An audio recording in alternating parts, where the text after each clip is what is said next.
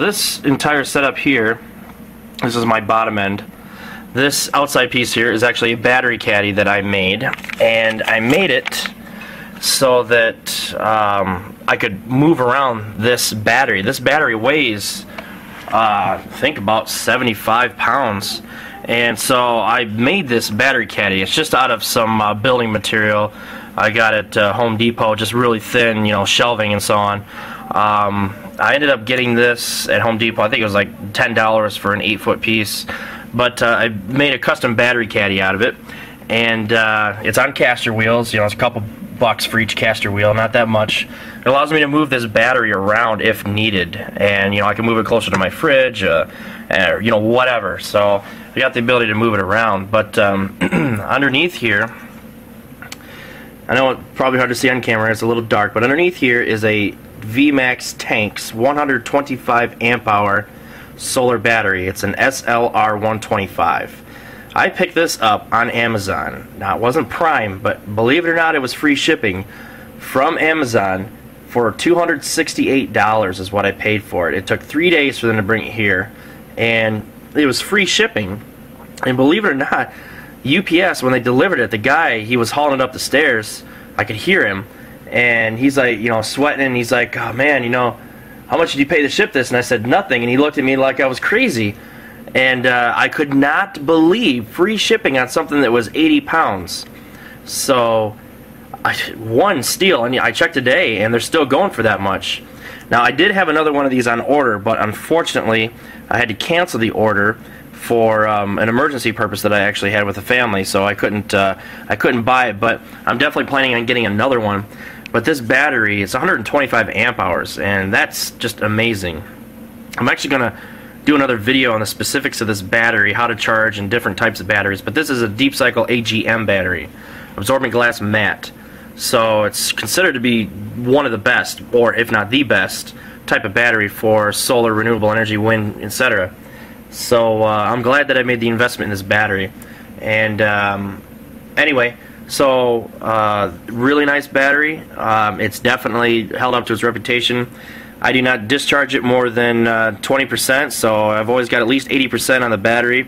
I'll go into that in another video, exactly why I do that. But anyway, so there's the battery underneath, and coming out of the battery is this pure sine wave inverter. This is a Royal Power pure sine wave inverter. I'd been doing research for quite a while as far as which inverter I was going to get, and what I was disappointed with is most of the inverters within this range of 1,000 to 2,000 watts only had 2 actual plugs. And I kept thinking to myself, you know, I'm going to need more than 2 plugs, but I didn't want to have a bunch of, you know, splitters and all this other stuff on it. I just wanted more than 1 plug, or more than 2 plugs, that is. So Royal Power was one of the few companies who actually had 3 plugs on the front. And the great thing about this, and I asked them so many questions because I was, you know, I didn't want to spend the money and find out that I'm not getting what I was hoping to get. I can actually pull the entire 1,000 watts, and I have tested this, out of each one of these plugs. Whereas a lot of the inverters out there, it's 1,000 watts divided by 3, so 300 watts, or, you know, 333, 333, 333, whatever. And so this one, fortunately, I can actually run the entire, you know, throughput of this inverter through one of these plugs. And I ran my air conditioner, my window air conditioner, off this thing for just, you know, it was like 30 seconds just to see if it was possible. And it did just fine. That air conditioner pulled about 900 watts to start out, and it slowly brought itself down to about 600, and then when it was in energy mode, it was down to about 100. But it does, in fact, handle through each one of these plugs, okay? So it has a 2,000 watt peak. I paid $289 for this. It seems expensive, but I'm telling you, this thing, I've put it through its paces, and it'll handle it. Now, I'll go more into why I don't pull any more than about 400 watts out of this constantly. I'll go more into that in a later video, but for now, I'll just tell you that I rarely, if ever, go over 400 watts draw from this thing to the battery, okay, or from the battery to this. And like I said, I'll go into that into a later video. But so this thing, Amazon, was not Prime, but it was about $289 from Canada, from Royal Power. And really nice. I mean, this is like the Rolls Royce of inverters, and they make them from, I think, 1,000 watts all the way up to 8,000 watts, maybe something like that. So really nice, really nice inverter, and I've been more than happy with it. It's definitely kept up. It's got this nice meter here that tells you what the battery voltage is.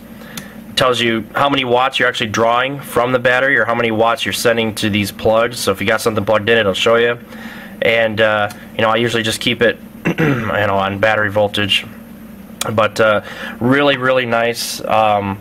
And it's just a high quality inverter. I've been so happy with it. It came with 4-gauge wire to hook directly to the battery. It uses actually clips. I don't know if you can see that or not, but it actually uses clamps to connect directly to the battery. So yeah, this is a really great inverter. I don't ever notice the fan spinning up until it reaches about 300 watts, and then it starts to spin up. Other than that, it's pretty quiet. So yep, really nice inverter. So that's it for the inverter. Now, next to my DC to AC inverter, I have a grid tie inverter. Okay, this is a solar grid tie microinverter. Okay, now why I have this is what I mentioned before. I didn't want to waste electricity, and so when I'm home, I'm using this. Okay, I'm actually using this to power my various appliances. When I'm not using any appliances, or I'm not home, I use this. So I take the panels and I dump the energy into this grid tie inverter, which then dumps the energy back into the grid, and it'll actually spin your meter backwards. As crazy as that sounds, that's exactly what it does. So my 300 watt panels, they will actually put that 300 watts back into the grid. Now, a side note, this is only about 75% efficient. Okay, so my 300 watts turns into about 225 watts actually going into the wall, back into the grid. Okay, so that's why I use this more often, because between this and the charge controller, I get about a 90 to 95% return on my actual input. So my 300 watts that I've got going into this, I get about 285, 290 watts return. This here, as I said, 225 watt return. This is only 75% efficient. This inverter is 90 to 95% efficient. So there's less of a loss going this way than there is to go this way. So it's stupid for me to be sitting down on my computer or whatever having this running, because I'm losing 25% of the energy coming in. Whereas this, I'm not losing hardly any energy, maybe at most 10%, but I'm usually losing about 5% in the conversion process. You have to keep that in mind when you're converting from DC to AC. There is a conversion loss there. Depending on the quality of the inverter, it may be higher, but for this one, it's a pure sine wave inverter, and I'm getting about 90 to 95% efficiency out of it. This thing is only 75% efficient. Now, they do make inverters that are better than that, but they get really pricey. This is a micro inverter. Now, your power company or contractor, if you've got solar panels on your roof, most likely what they did is for grid tie, they tied it directly into the mains so that they can monitor it, so that they can regulate it, so that they can put a switch there as an emergency switch to turn it off, and things like that. I don't have that option because I'm in an apartment. So these microinverters are perfect for that. Now, there is a bit of controversy surrounding these, because oh my God, while this is running, somebody could get electrocuted if they're working on the power lines, things like that. Well, this is an I-landing, is what they call it, inverter. So if there's no power going to the plug, this thing shuts off automatically, it goes into fault. Okay, and I've tested this. I've got a couple videos on this. I have tested this. It works just fine. So if somebody were to actually touch the wires or whatever, this thing's not going to put any electricity through it, so it'll be fine. So you don't have to worry about that. It's really safe. And this particular inverter, I paid $120 for it with shipping. It was $120. It'll handle up to 620 watts input, and it'll put out 500 watts maximum. So, like I said, not the most efficient, but good enough for what I need. And the reason that I have that with this is so that if I'm away, I'm not wasting the solar panel electricity to floating the battery, because the battery is fully charged. There's no point in sending 300 watts to this battery if it's fully charged. It's just going to float. So I switch it over to this using that switch I was telling you about, that 1 to 2 switch. I put it to 2, send all the electricity to this inverter. You can see there how I've got it hooked up. And then that will send the electricity to the grid. So if you want more information on this grid tie inverter, then you know, check them out on Amazon or whatever. There's a whole bunch of these. This is like a no-name brand grid tie inverter. It's meant specifically for solar. They also make them for wind generators. So I do not run my bicycle generator through this just because it wasn't meant for it, but I do run my solar panels through it. So yeah, if you need information on that, definitely check them out on Amazon. So that takes care of pretty much the bottom end here.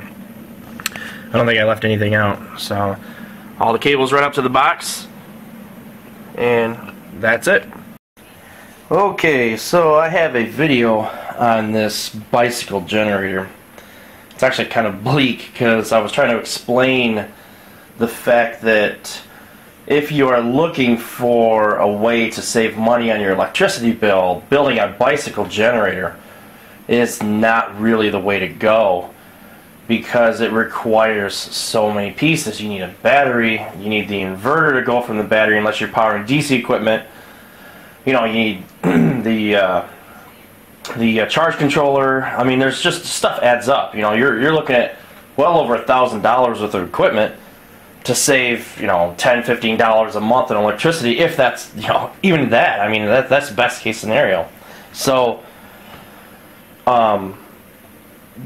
doing this, you know, it's great. It's great for emergency power. It's great for supplemental power.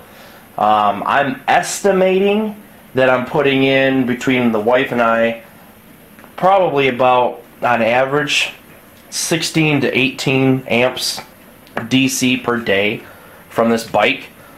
At best, you know, we can, you know, if I'm really good and I pull an hour and 15, hour and a half on the bike, and she pulls, you know, over an hour, then, you know, we can get up to 25 to 30 amps out of this thing a day, and that's great. But practicality-wise, you're looking at, let's just say, 20 amps. 20 amps measured up to 120 volts would be 2 amps. So, you know, I mean, when you look at the conversion process, you're not really getting all that much out of it. But the thing that's great about this bicycle generator is that, let's say we do lose power, and it actually has happened. We lost power. It was only for about, you know, an hour and a half, something like that. But I had the fridge running off the pure sine wave inverter, and I was on the bike. So the bike was actually providing the electricity without draining the battery for the fridge. I was actually producing more than what was required from the fridge. The fridge uses up to 200 watts of electricity.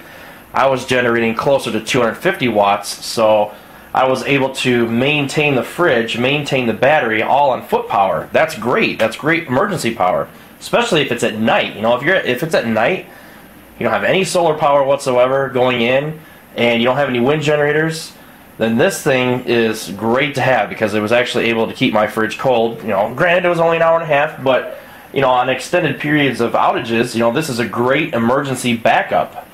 It also doubles as being, you know, losing weight. I mean, I'm on the bike, you know, 4 or 5 days a week, so I'm losing weight because of it, and I've dropped some weight since I started biking on it. Not a lot, but some. And it also supplements the charging of the battery. So not all of the charging has to go to the battery. It can go to, let's say, various objects like my computer. And actually, I've had the wife, she's been on the computer, I've been on the bike, and I've been able to keep the battery at float while she's on the computer, running her computer strictly off of this bike.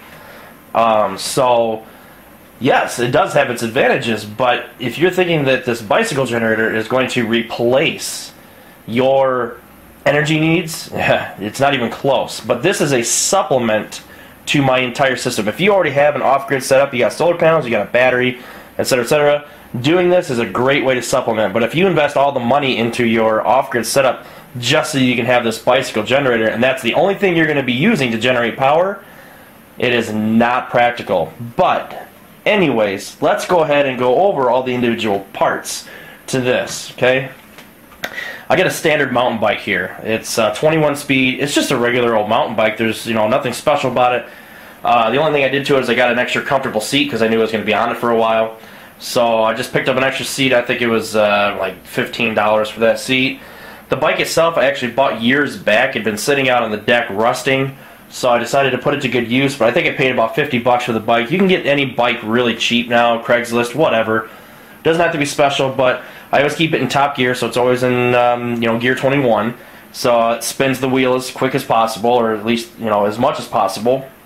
And so as far as the bike goes, that's just a simple mountain bike. Nothing too special about it. Now I have this exercise stand here. I got this at Dick's Sporting Goods years back, along with the bike. I think I paid about $100 for this. I think they're a little more expensive now, but you don't necessarily have to have one of these to accomplish what I did. I just had this bicycle stand here, so I decided to go ahead and implement it into the entire system. And what I ended up doing was I built this frame out of 2x6s, or 2x8s, excuse me, 2x8s. I built this frame here, and I ended up, creating this large base, not only to hold the various hardware, but to also stabilize the bike. Because if any of you know these bicycle stands here, when you start to get up to speed, they wobble back and forth. And I wanted something that was going to widen the surface area and stabilize the system so that I could be on the bike for an hour and not feel like I was going to fall off. And pretty much all I did was I just drilled the holes that match the size of the feet and brought them out. And you can see here, that's basically what it is there. I just drilled holes the same size. And so these rubber pieces over the top actually keep this from sliding, back and forth. So it's a nice little setup here. It was custom built. I just designed it real quick, put it together, and I think I've got about $15 worth of materials here, and some various screws. Just whatever wood screws would work. And on the back there, I just have a metal sheet there just to hold everything, kind of spread the heat out if required. But I just have a metal sheet on the back here with some screws holding it in. Pretty simple, not much to it at all. So, like I said, but it's about $100 for that stand. But you can make one out of wood if you wanted to. You're really good at building stuff. You don't necessarily need to buy one of these. You can just make something out of wood. And there's another guy on YouTube who actually built his bicycle stand out of wood. Used washers and all this other stuff to hold the bike in place. So I don't have the link handy, but you can definitely search for it. But I went ahead and used a bicycle stand, so I already had it, so that's what I used. So it cheapened things up a little bit. Now, as far as the power source, this is a 280 watt, 15.8 amp, it's actually 16 amps, DC scooter motor. It's 24 volts. Okay, I got this so cheap. It was like $20 shipped on eBay. I actually found one. It's a really nice little motor, and it's meant for scooters, but obviously I use it for this particular setup.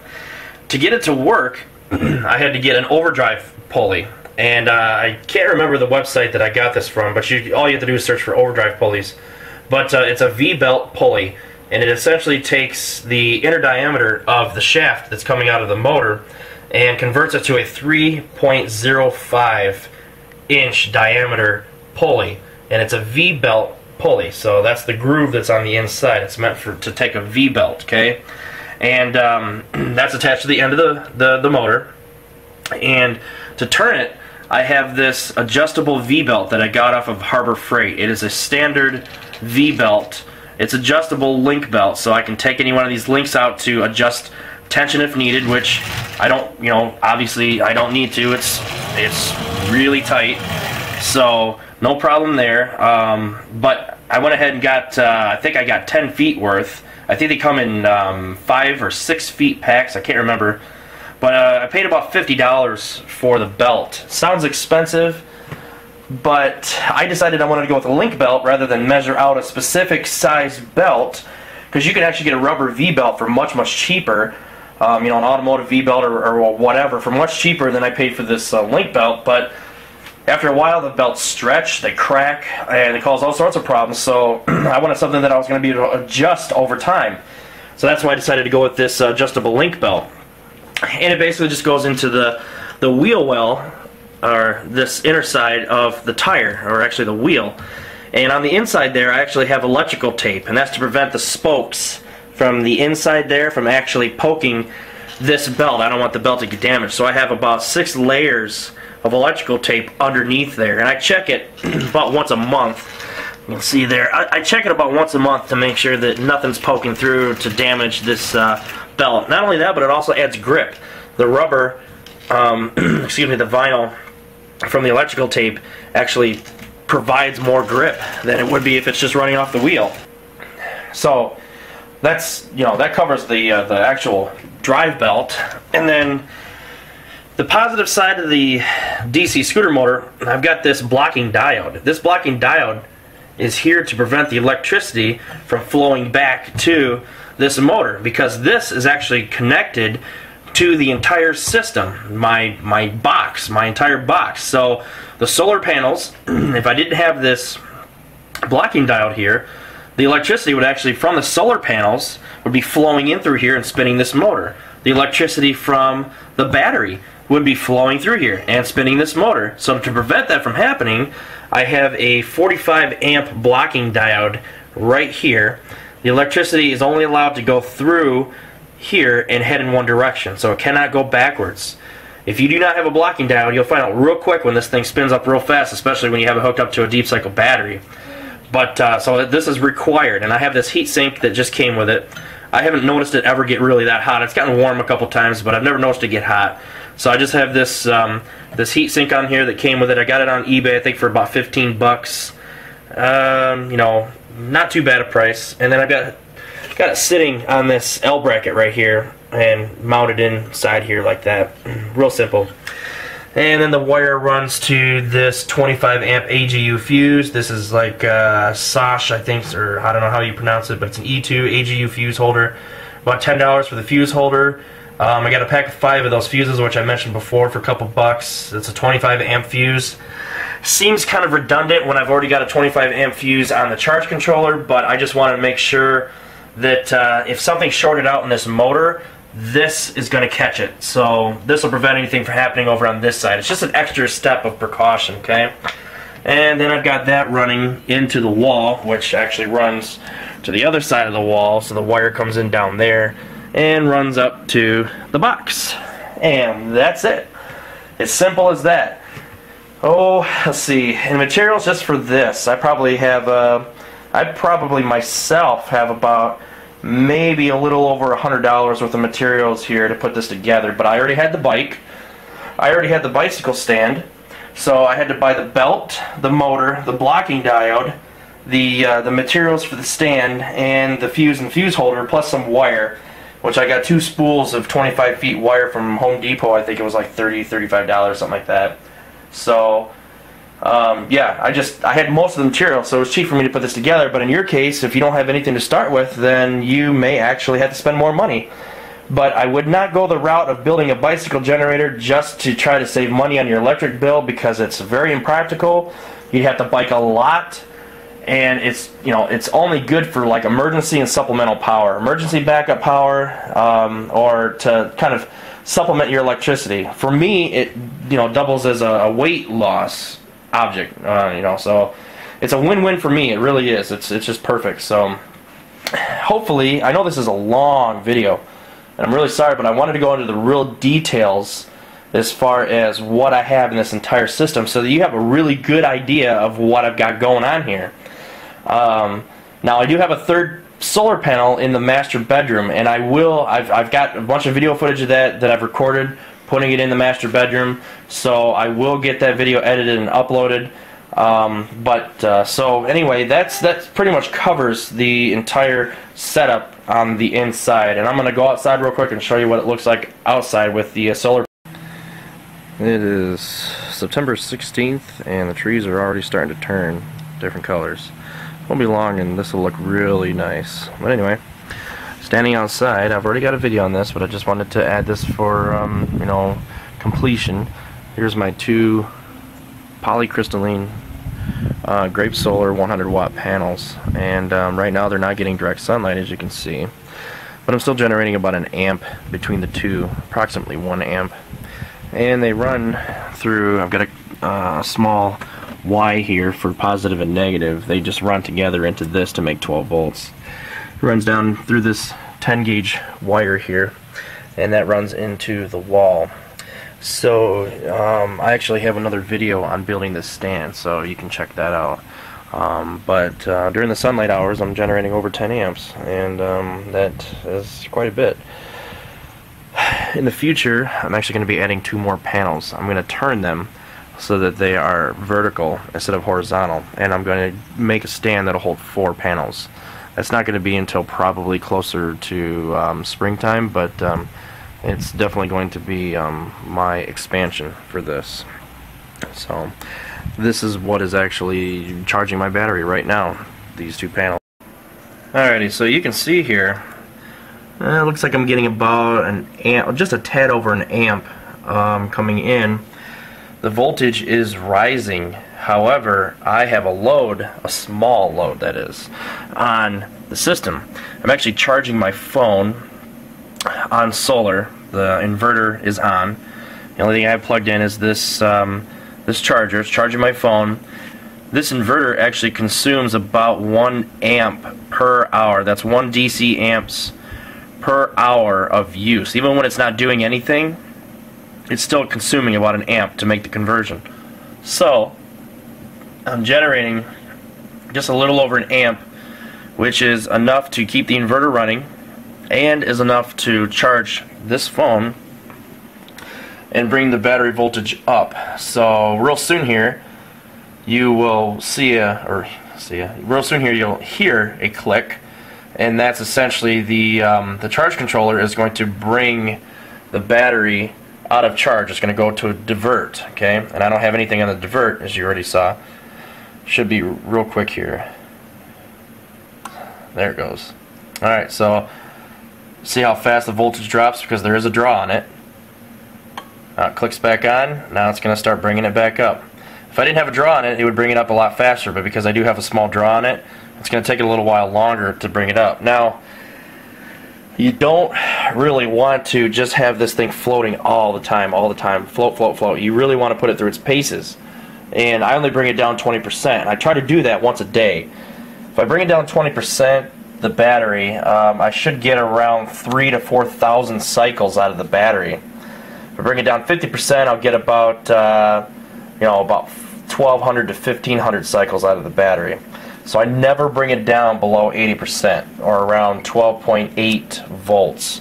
I never bring it down below that. Now when it's under load, the meter is going to show 12.5, 12.4, but when I take it out of load, then it'll be right up at the 12.8. And I know approximately where the voltage should stay at once I've brought the load off of it. But I'll make more videos of that. Seems more and more people seem to become interested in this setup that I have, so I'm going to get into greater detail.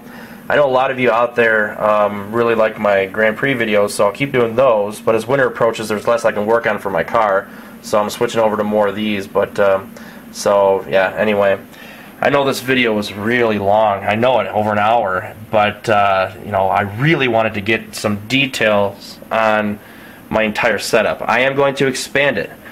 I'm going to be adding a 150 amp slave to this so that I can expand beyond the 25 amp limitation of the charge controller. I'm going to be adding at least 1, probably 3 more batteries to the whole setup. So I'll have 4 batteries, and obviously I'm going to be adding more panels. My goal is to have a total of 6 panels. 6 total panels, maybe more, I don't know. We have the room on this balcony. We have the room to put up 12, 14, 16 100 watt panels. The problem is that I don't want to occupy the entire balcony with panels. So I know I can easily fit 2 more out there on that side. Maybe I can get another one in. I don't know. We'll have to see. But for now, this is where it's going to be. And I'm actually going to be getting ready to get on the bike here pretty quick. I'll definitely get a video of the bike too while I'm running so you can actually see what it's doing while I'm on the bike, because I think people are curious about that if I'm really putting out the electricity. So I'll definitely get a video of that. So yeah, just stay tuned, and hopefully you enjoyed this. I know it's long, you probably had to go to the bathroom 3 times, but hopefully this will be a wealth of information for you. And yeah, if you have any questions, feel free, please ask me. I'm here to help. I'm not an expert or anything, but you know, I believe I'm pretty knowledgeable in this subject. So, yep, just let me know. Take care, guys.